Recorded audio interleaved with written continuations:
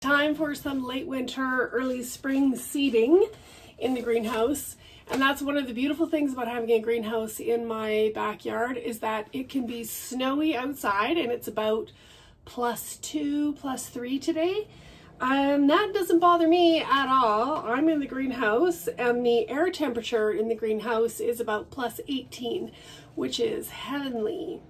It means that I can be out here very comfortably. I can shake off a little bit of the cabin fever that I have been enjoying, as many of us do in the prairies. But really, I just want to get outside and get a head start on my gardening. My fingers are itching to get in the soil.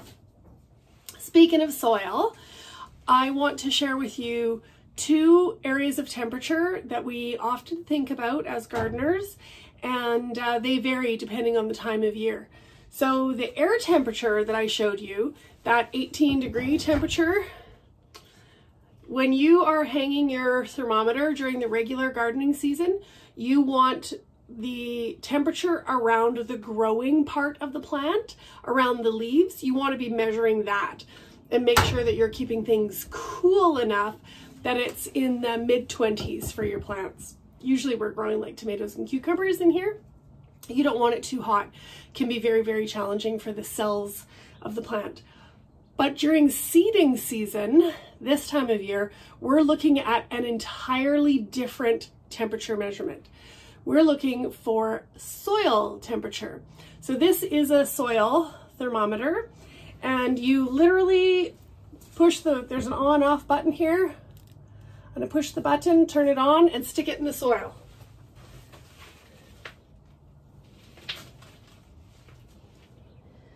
So the air temperature is 18 degrees in here. That means it would be about 62, 63 Fahrenheit. And my soil thermometer is telling me that the soil inside the greenhouse, where I plant in the ground, is just a hair above freezing. It's about 33 degrees Fahrenheit. My soil thermometer is in Fahrenheit. So I know that is too cold for planting.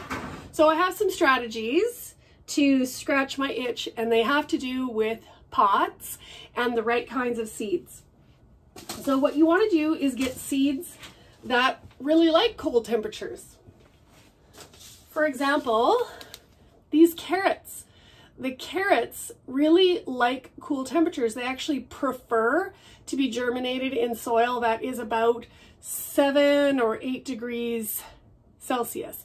So if your soil temperature is about 45 degrees Fahrenheit, then you can plant carrots. I can't plant them in the ground right now because they won't germinate. And I won't plant them in the ground even if it warms up a little bit, because they want to be a little bit cooler than my other temperatures. And what I've learned, a mistake I've made in past years, is that I would plant a leafy green like this mache, which is a corn salad or lamb's lettuce, or bull's blood beets, or ruby red Swiss chard.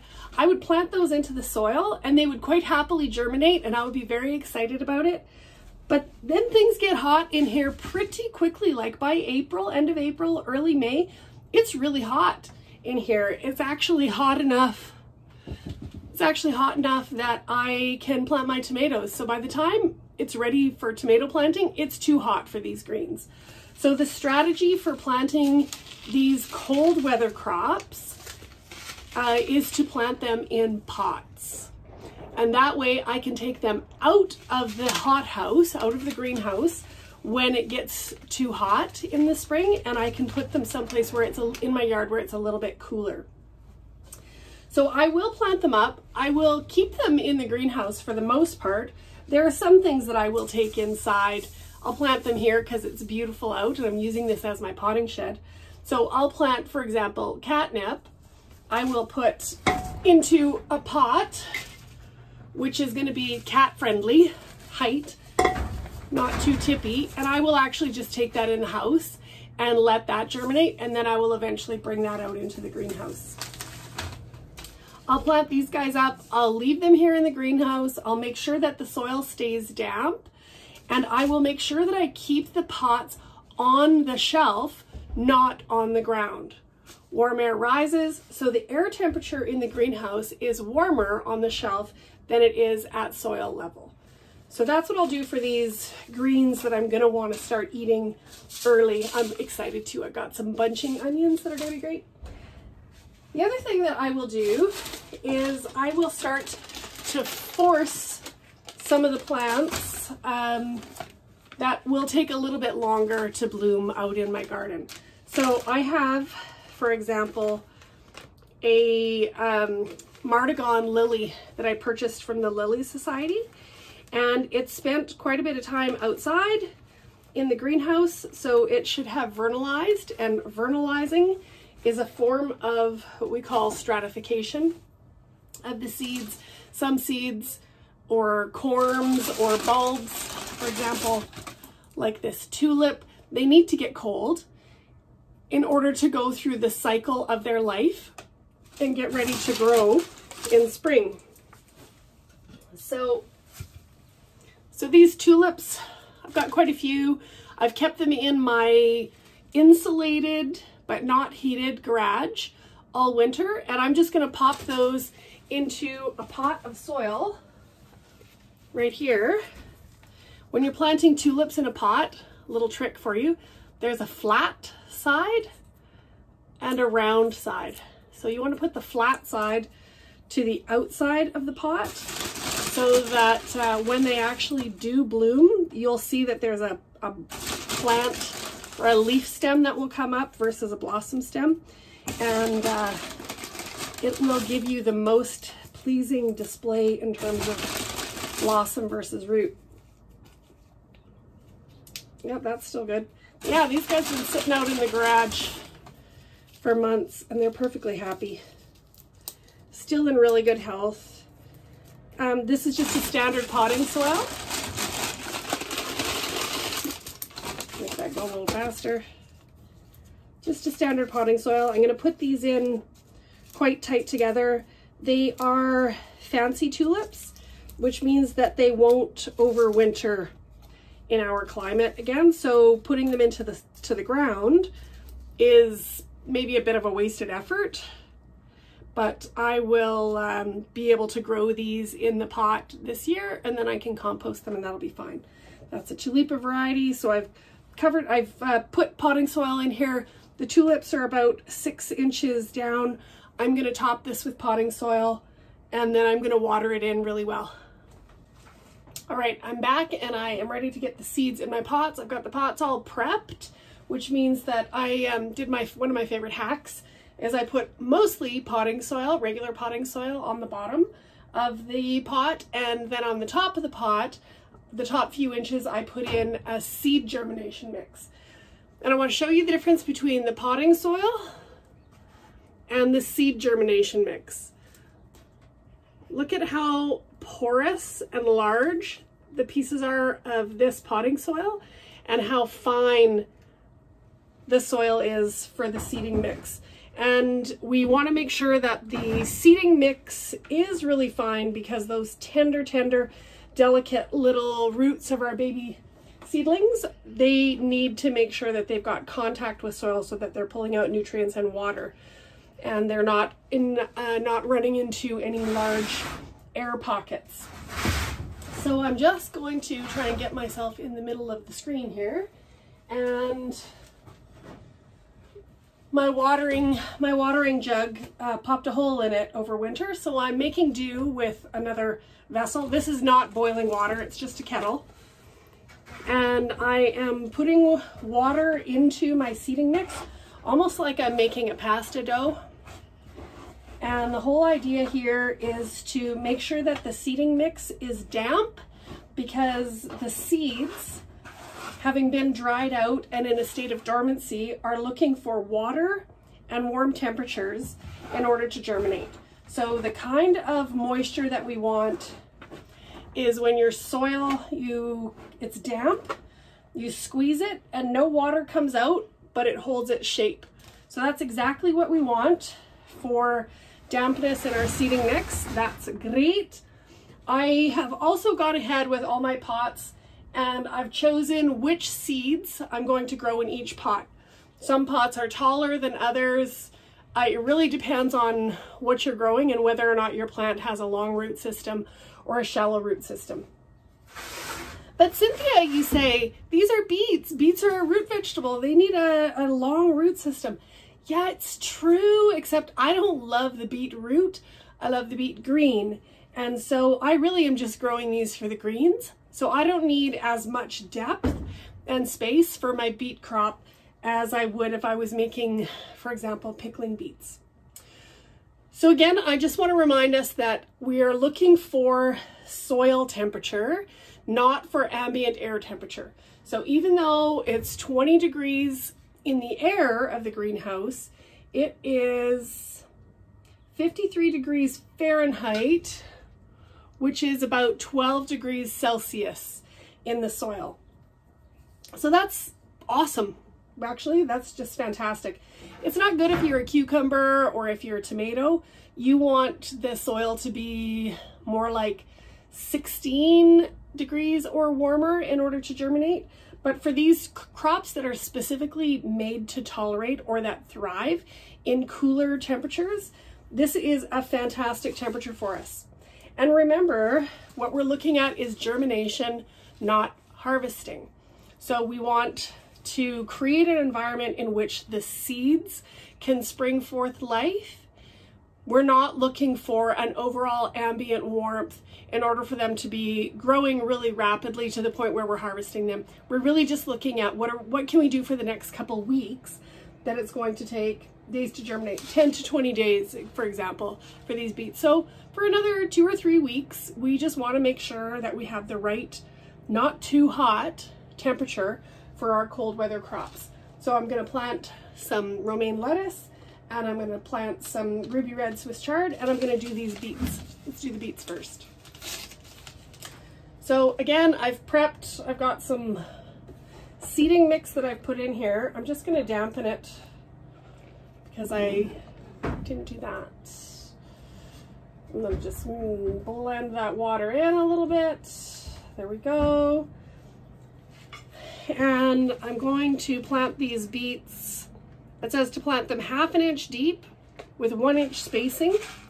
So because I'm not growing them for the actual root, I'm growing them for the green, I'm going to plant them a little bit thicker.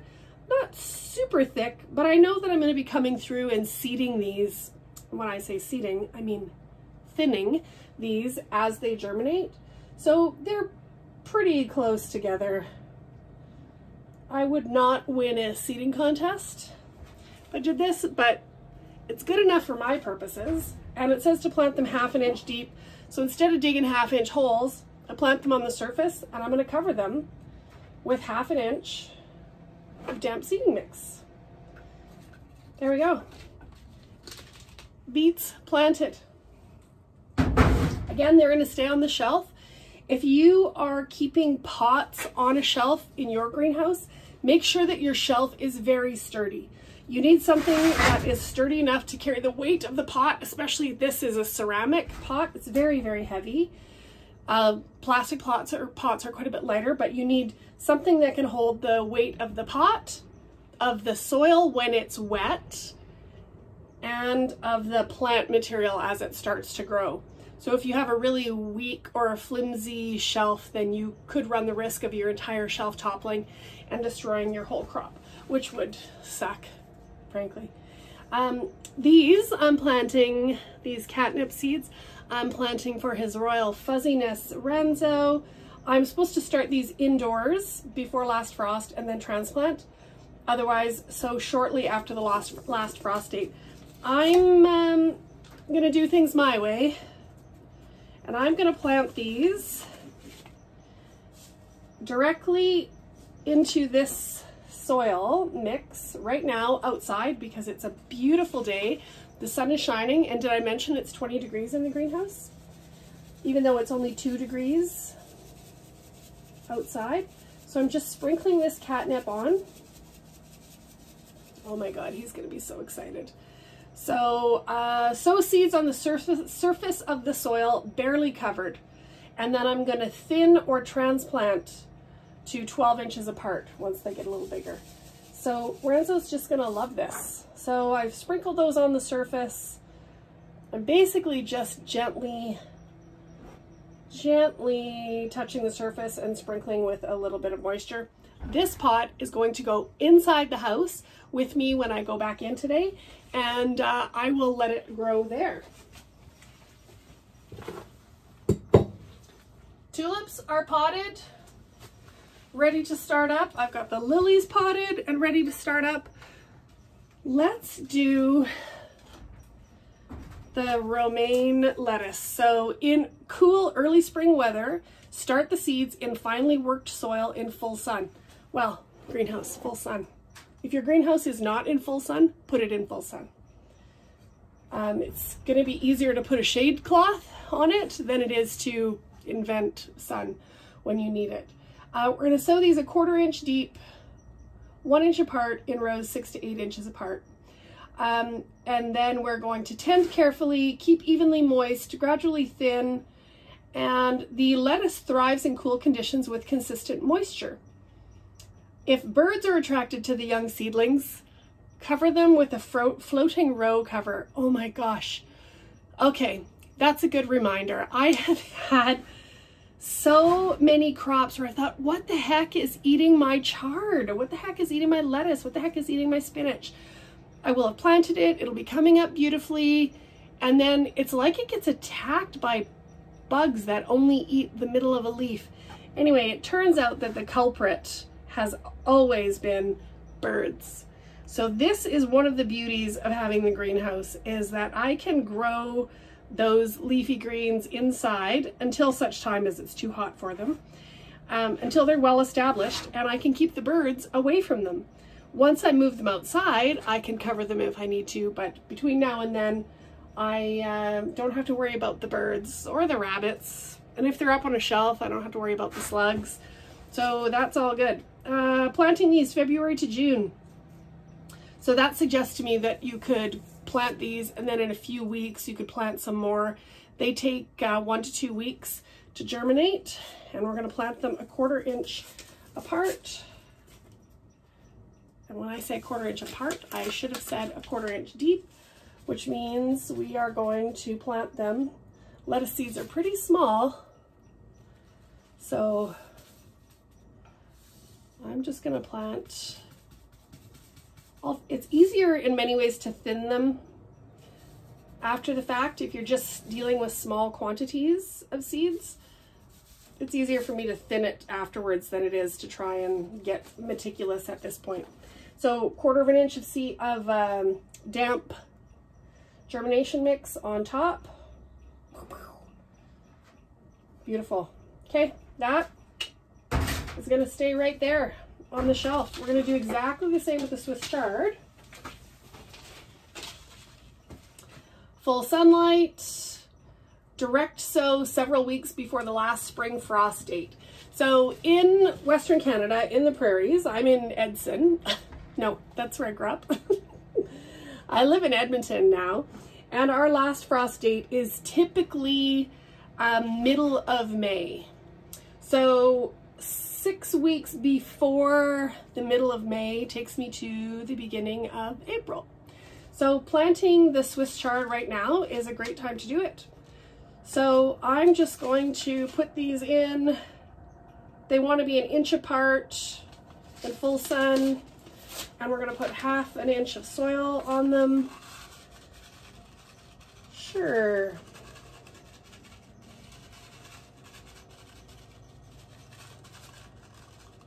Again, with the chard, this is a plant that I am just harvesting for the greens. There really is nothing like April when you can go outside and harvest your own food. Man, I thought it was going to be amazing growing with a greenhouse, and as I've used it over the years and learned more tricks and how to avoid some more failures, it's really transformed how I live and how I garden. Okay, Swiss chard planted. So I'm just gonna go on and keep doing that. I've got some green onions that I'm gonna plant. Follow the instructions on the back of the plant. Make sure that you're using moist seed starter. Make sure that you understand the temperature of your soil, of your growing medium, and don't worry too much about the temperature of the air. If you're keeping your seeds in the greenhouse, keep them up on a shelf so that they're a little bit warmer. If they need to be cold and vernalize, like our tulips over here, then put those on the ground. And before you know it, summer will be here and you will be overcome with all the deliciousness that you planted for. Happy gardening!